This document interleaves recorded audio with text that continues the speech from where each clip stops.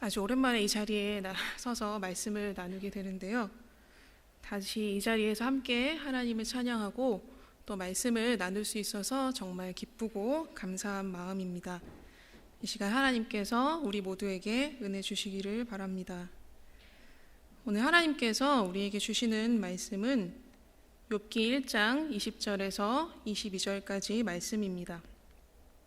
욥기 1장 20절에서 22절까지의 말씀을 새 번역으로 함께 봉독하겠습니다. 이때에 욥은 일어나 슬퍼하며 겉옷을 찢고 머리털을 민 다음에 머리를 땅에 대고 엎드려 경배하면서 이렇게 말하였다. 모태에서 빈손으로 태어났으니 죽을 때에도 빈손으로 돌아갈 것입니다. 주신 분도 주님이시요 가져가신 분도 주님이시니 주님의 이름을 찬양할 뿐입니다. 이렇게 욥은 어려움을 당하고서도 죄를 짓지 않았으며 어리석게 하나님을 원망하지도 않았다. 아멘.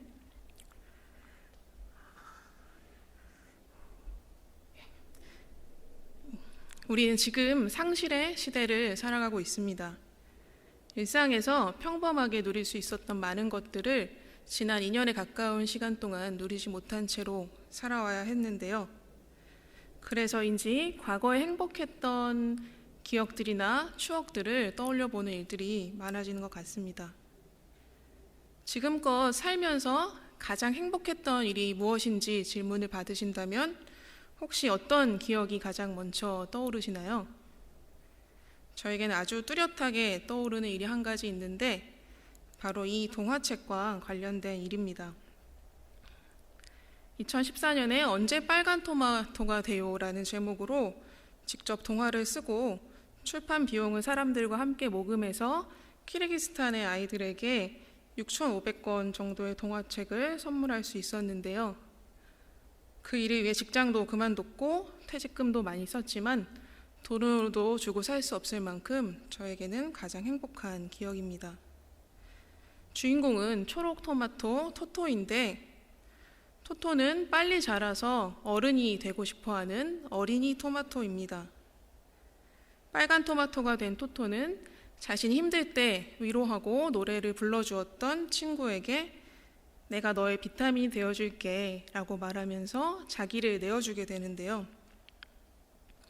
이슬람 국가인 키르기스탄에서는 아이들에게 직접 복음을 전하기가 어렵기 때문에 이 토토의 희생 이야기를 통해서 간접적으로나마 복음을 전하고자 했고 그리스도인의 삶이 예수님처럼 토토처럼 누군가를 위하여 내어줘야 하는 삶이 되어야 한다는 그런 메시지를 담고 싶었습니다. 이 동화에서 토토는 엄마 아빠를 잃어버리게 되는데요. 그래서 찾아 나서게 되는 그런 모험이 등장합니다. 어쩌면 이제 엄마 아빠를 볼 수 있을지도 몰라 라고 희망에 가득 찬 바로 그 다음 순간에 이어지는 토토의 대사가 이렇습니다. 아, 뜨거워. 아, 너무 답답해. 여긴 어디지? 키르기스탄 사람들은 우리가 겨울 김장을 하듯이 겨울 동안 먹을 토마토 샐러드를 만드는데요. 사진에 보이는 것처럼 토마토, 가지, 양배추와 같은 채소들을 한 솥에 끓인 다음에 유리병에 숙성시키는 방식으로 만들어집니다. 뜨거운 가마솥에서 그리고 공기가 통하지 않는 유리병 안에서 성숙해지는 시간을 거친 다음에야 토토가 기쁘게 자기를 내어줄 수 있을 만큼 성숙해진다는 그런 이야기를 통해서 그리스도인의 삶 또한 고난을 통해 성숙해진다는 것을 말하고 싶었습니다. 그런데 모든 것이 다 준비되고 키르기스탄의 비슈케크에 있는 한 출판사에서 인쇄만을 앞두고 있을 때였습니다.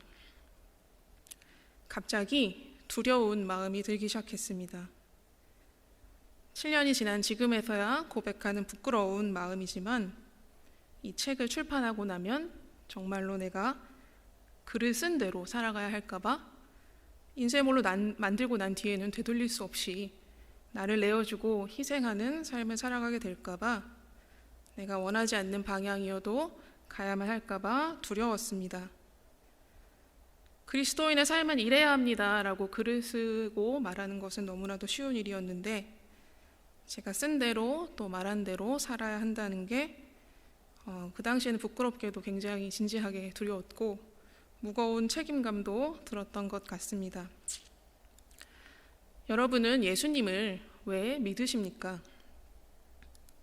예수 믿으면 만사 형통이라는 말을 한 번쯤 들어보셨을 텐데요. 정말로 예수님을 믿으니까 아무 걱정도 문제도 없이 모든 일이 만사 형통이던가요? 네, 아니죠. 그렇지 않습니다. 예수님을 믿는 사람에게도 수없이 많은 어려움과 문제들이 찾아옵니다. 그 어려움에 짓눌리는 마음으로 하나님을 애타게 찾아도 어쩐 일인지 하나님은 요술램프처럼 짠하고 즉각적으로 문제를 풀어주지도 않으십니다. 토마토 동화책의 출판을 앞두고 갑자기 두려움이 찾아왔던 그때부터 지금까지 7년쯤의 긴 시간 동안 저는 수많은 상실을 경험해야 했습니다. 처음에는 조금이었지만 갈수록 점점 커져서 나중에는 감당할 수 없는 수준으로 찾아오기도 했습니다. 어떤 것들은 아니 대부분의 것들은 믿음으로 이겨낼 수 있는 것들이었지만 어떤 것은 지금도 생각만으로 눈물이 날 만큼 아주 어려운 일이었습니다. 아, 뜨거워. 아, 너무 답답해. 여긴 어디지? 상실의 시간들을 보내면서 저는 토토의 이 말들을 수없이 떠올렸습니다. 출판을 앞두고 제가 글을 쓴 대로 살아가야 할까봐 두려웠던 그대로였습니다. 오늘 함께 읽은 욥기의 구절은 우리에게 익숙하고 너무나도 잘 알려진 말씀입니다. 성경에는 생각보다 만사형통이 아닌 상실을 경험하는 하나님의 사람들 이야기가 많이 나오는데요. 가장 대표적인 인물이 물론 욥이겠지요. 하지만 모세는 태어나자마자 가족을 잃었고 요셉도 아버지 야곱과 작별 인사도 제대로 하지 못한 채로 팔려가야 했습니다.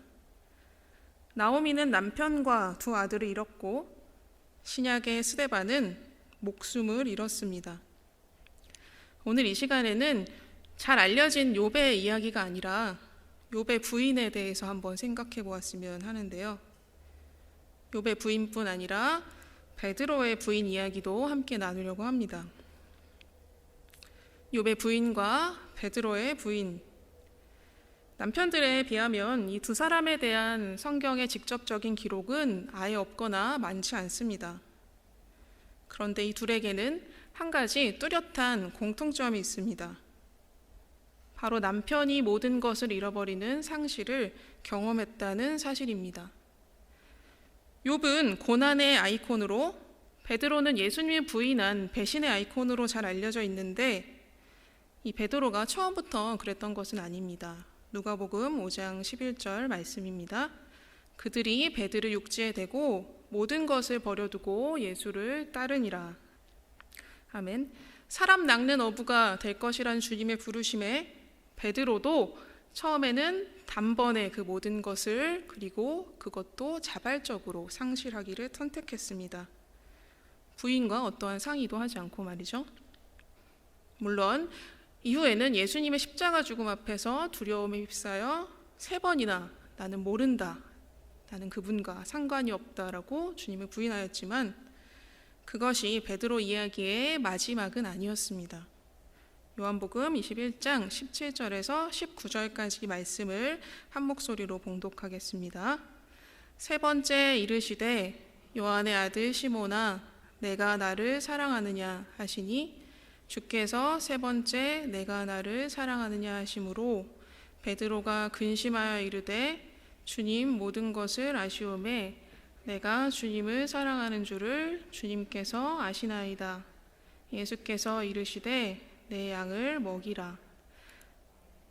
내가 진실로 진실로 내게 이르노니 내가 젊어서는 스스로 띠띠우고 원하는 곳으로 다녔거니와 늙어서는 내 팔을 벌리리니 남이 내게 띠띠우고 원하지 아니하는 곳으로 내려가리라. 이 말씀을 하심은 베드로가 어떠한 죽음으로 하나님께 영광을 돌릴 것을 가리키심이로라. 이 말씀을 하시고 베드로에게 이르시되 나를 따르라 하시니. 아멘. 고난의 아이콘인 욥도 목숨을 잃지는 않았었죠. 하나님은 욥을 시험하고자 하는 사단에게 내가 그를 내 손에 맡기노라. 다만 그의 생명은 해하지 말지니라라고 욥의 생명을 보존하셨기 때문입니다. 그러니 목숨을 잃은 베드로도 욥처럼 모든 것을 상실한 사람이었다고 해도 과언이 아닐 것입니다. 남편들에게 일어난 상실의 경험은 곧 부인들의 것이기도 했습니다. 부부는 서로 다른 둘이 하나가 되는 것이니까요. 그런데 이 상실에 대한 욥의 부인과 베드로의 부인 두 사람의 반응이 달랐습니다. 먼저 욥의 부인입니다. 그의 남편인 욥은 고난과 상실을 경험하는 그리스도인들에게 모범답안처럼 제공되는 그런 인물인데요. 오늘 읽은 말씀에서처럼 주신 분도 주님이시고 가져가신 분도 주님이시니 주님을 찬양할 뿐이라고 욥은 참으로 놀라운 고백을 했습니다. 하지만 욥의 부인은 달랐죠. 욥기 2장 7절에서 10절까지의 말씀을 메시지 성경으로 욥의 부인의 감정을 실어서 제가 한번 읽어보겠습니다. 사탄이 하나님을 떠나가 욥의 몸에 악성 종기가 돋게 했다. 욥은 머리부터 발끝까지 종기와 부스럼으로 뒤덮였다. 상처로 인해 미칠 듯 가려웠고 고름이 줄줄 흘러내렸다. 그는 질그릇 조각으로 자기 몸을 벅벅 긁고 재가 깔린 쓰레기 더미에 가서 앉았다. 그의 아내가 말했다. 아직도 그 잘난 고결함을 지키겠다는 거예요? 차라리 하나님을 저주하고 죽어버려요. 욥이 아내에게 말했다. 당신은 생각 없는 바보처럼 말하는구려. 우리가 하나님께 좋은 날도 받았는데 나쁜 날도 받는 게 당연하지 않소. 이 모든 일을 겪으면서도 욥은 죄를 짓지 않았다. 하나님을 거역하는 말을 한마디도 하지 않았다.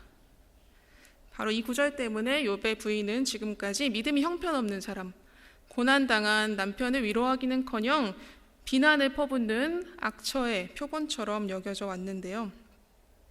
어쩌면 욥의 부인의 이러한 모습이 모든 것을 잃어버린 인간의 자연스러운 반응에 더 가까운 것은 아닐까요?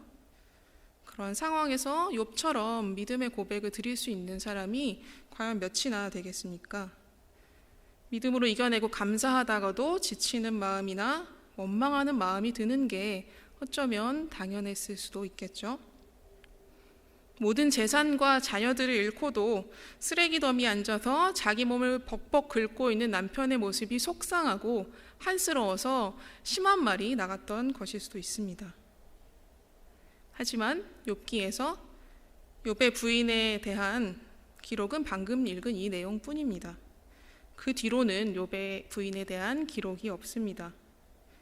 하나님께서 욥의 말년에 복을 주셔서 처음처럼 아들 7과 딸 3을 주셨다는 기록은 있지만 그 새로운 자녀들을 출산한 부인이 누구였는지는 기록되어 있지 않습니다.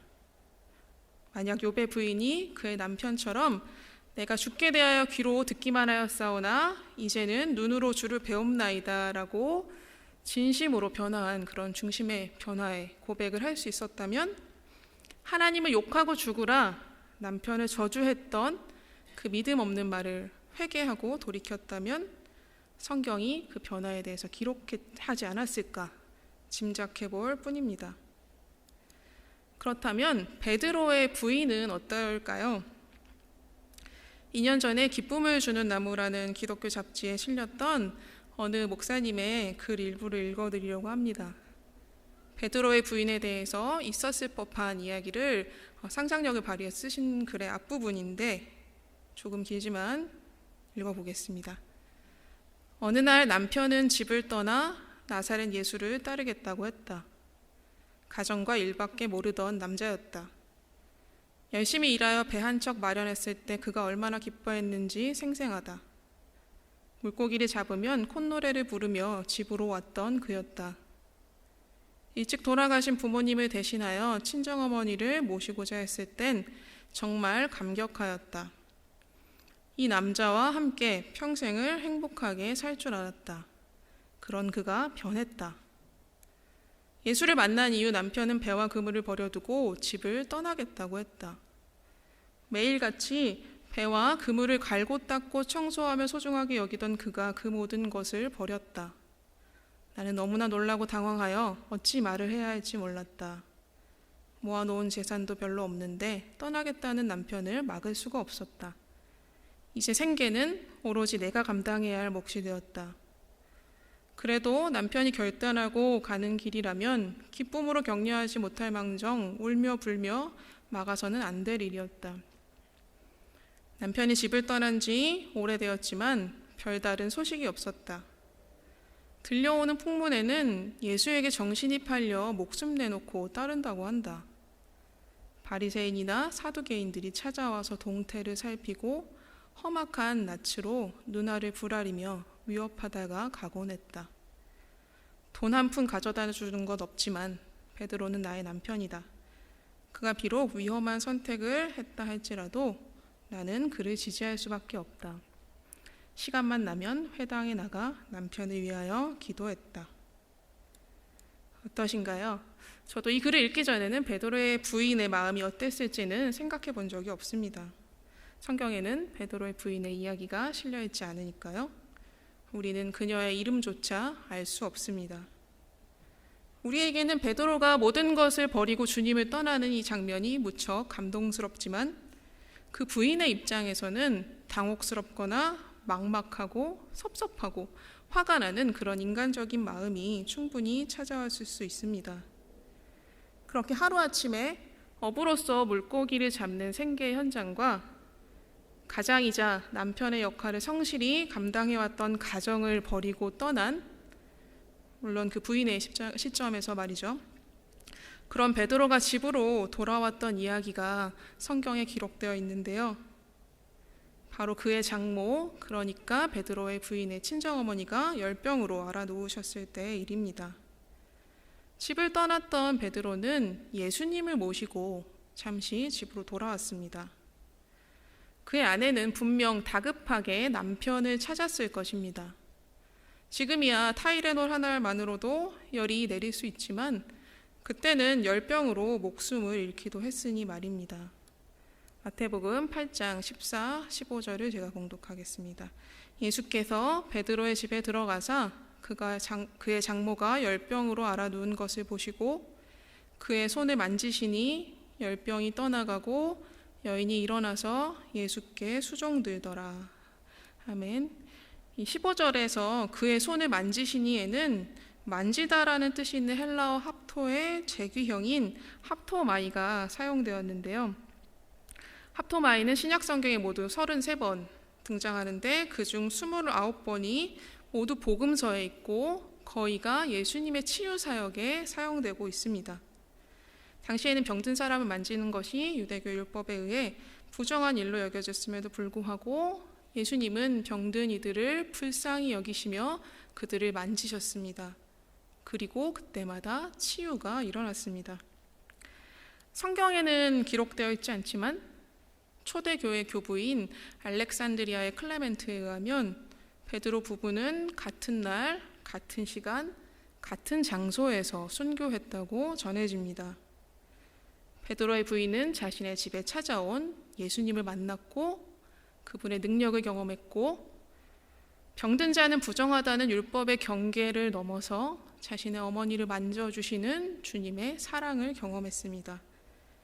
그리고 남편이 그랬던 것처럼 예수님을 따르기로 결단했고 죽음에 이르기까지 주님 가신 그 길을 진정으로 따라갔습니다.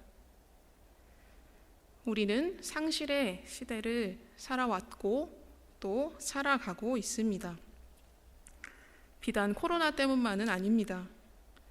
크든 작든 우리는 일생 동안 많은 상실을 경험하며 살아가게 됩니다. 아, 뜨거워. 아, 답답해. 여긴 어디지? 라고 말하게 되는 그런 순간들이 우리의 인생의 구비구비마다 찾아옵니다. 하지만 그러한 상실 속에 우리를 향한 하나님의 선하고 놀라우신 뜻이 깃들어 있음을 믿으시기 바랍니다. 때로는 그 뜻을 알 수 없어서 수수께끼처럼 찾아야 할 때도 있고 주님의 뜻이 이루어지기를 기다려야 할 때가 있을 때도 있지만 말입니다. 먼저 하나님께서는 상실을 통해 우리를 단련해 가십니다. 모든 것을 잃어버린 것만 같은 상실의 순간에도 우리는 한 가지 사실로 인해서 여전히 감사할 수 있습니다. 바로 모든 것을 잃어버렸을 때라도 하나님만은 잃지 않았다는 사실, 하나님은 여전히 언제나 그리고 끝까지 우리와 함께 하신다는 사실입니다. 상실의 자리는 하나님께로 나아가는 문과도 같습니다. 하나님은 상실의 깊은 수렁 속에 빠져있는 우리에게 우리가 하나님을 잃어버리지 않았다는 것을 기억나게 해주시고 오직 하나님만, 하나님 한 분만 의지하도록 우리의 믿음을 성장시키십니다. 새 포도주는 새 부대에 넣듯이 상실을 통하여 우리를 새롭게 하십니다. 또한 하나님께서는 상실을 경험한 우리로 하여금 상실한 사람들을 위로하게 하십니다. 헨리 나우엔의 유명한 책 제목대로 하나님께서는 상실의 슬픔 속에 빠져있는 우리를 상처 입은 치유자라고 부르시며 우리를 위로하시고 우리를 일으켜 세우시고 우리를 회복하십니다. 이 세상에는 상실을 경험하는 사람들, 나보다 더 슬퍼하는 사람들이 언제나 있음을 기억하시기 바랍니다. 며칠 전에 다큐인사이트라는 프로그램에서 우리나라의 특별기여자 자격으로 오게 된 아프가니스탄 사람들을 카불 공항에서 구출하는 그 전 과정을 생생하게 보게 되었는데요. 아수라장이 된 공항에 그 많은 사람들 속에서 한국 군인을 발견하고 반갑게 손을 흔들며 다가오는 그 어떤 한 분의 모습을 보면서 정말 이상할 만큼 눈물이 펑펑 쏟아져서 많이 울었었는데요. 오늘 이 시간에도 우리가 살아가는 세상 속에는 상상도 할 수 없을 만큼의 크기로 상실을 경험하는 사람들이 너무나 많습니다. 하나님께서는 오늘 이 시간 상실을 당한 우리에게 상실의 아픔을 아는 그 마음으로 더 큰 상실을 경험한 사람들을 위로하라고 말씀하십니다. 마지막으로 하나님께서는 상실을 통해 우리를 찾으십니다. 우리를 찾아오십니다. 하나님은 언제나 우리와 함께하기 원하시는데 우리를 찾으시는데 우리는 그분께 항상 잃어버린 존재로 살아가고 있지는 않습니까? 그런 우리를 주님께서는 잃어버린 양 한 마리를 애타게 찾는 목자의 심정으로 찾고 또 찾으십니다. 우리의 상실을 통해 하나님은 잃어버린 우리를 되찾고자 하십니다. 이전보다 더 깊고 친밀한 주님과의 연합으로 우리를 초청하십니다. 우리 마음의 문을 끊임없이 두드리시며 매일의 삶 속에서 우리와 먹고 마시며 함께하기 원하십니다. 지금껏 우리는 받은 것에 대해서만 감사하는 것에 익숙해져 있지 않았던가요? 이제는 잃어버린 것들로 인해서도 감사를 드려보십시오. 없는 것으로 인해서도 감사를 드려보십시오. 하나님의 것으로 새 부대, 새로운 것으로 새 포도주로 채우실 것을 인하여 미리 감사하십시오. 욥의 부인처럼 믿음 없는 모습이 아니라 베드로의 부인처럼 주님을 진정으로 따라가는 예수의 제자로 살아가십시오. 우리가 정말로 잃어버렸던 것은 무엇입니까? 예수님을 나의 구주로 믿고 따르기로 결심했던 그 첫 마음, 주 예수보다 귀한 것은 없다라고 고백하는 그 뜨거웠던 마음, 주님 한 분만으로 만족했던 그 마음이 아닌가요? 비록 고통스러울지라도 감사하지 못할 상실의 순간은 없습니다. 예수님께서는 죽음 앞에서도 제자들의 배신을 알고 계시면서도 떡과 잔을 나눠주시며 감사의 기도를 드리셨습니다. 하나님의 형상대로 지으심을 받은 존귀하신 아름다운 교회 성도 여러분, 하나님께서는 상실을 통해 우리를 찾아오십니다. 하나님께서는 상실을 통해 우리를 되찾으십니다. 오늘 이 시간 잃어버린 것들로 인해서도 감사하기로, 풍부에 처할 때나 비천에 처할 때나 범사에 감사하기로 결단하는 축복이 우리 모두에게 있기를 바랍니다. 그 모든 순간에 하나님께서 우리와 함께 하실 것입니다. 다 함께 기도하시겠습니다. 인간의 생사화복을 주관하시는 하나님 아버지, 우리가 기쁠 때나 슬플 때에도, 풍요로울 때나 그렇지 못할 때에도, 우리가 하나님을 찾을 때에도 찾지 않을 때에도 변함없이 우리와 함께 해주셔서 감사합니다. 돌아보니 그 모든 순간에 하나님은 우리와 함께 하셨습니다. 주님 감사합니다. 생명과 평화의 하나님, 오늘도 상실의 고통에 몸부림치는 이 땅의 모든 이들을 위해 기도합니다. 주님, 그들의 눈물과 깊은 한숨을 기억하셔서 그 마음을 위로할 사람들을 곁에 보내주시고 고통의 수렁에서 건져주시기를 구합니다. 주님은 우리의 모든 상실의 고통을 담당하셨습니다. 하나님은 빛이시고 구원이시며 우리의 길이 되어주십니다. 이제 잃어버린 것들에 대해서도 감사의 고백을 드리오니 주님 받아주시옵소서. 존귀하신 예수 그리스도의 이름으로 기도드립니다. 아멘.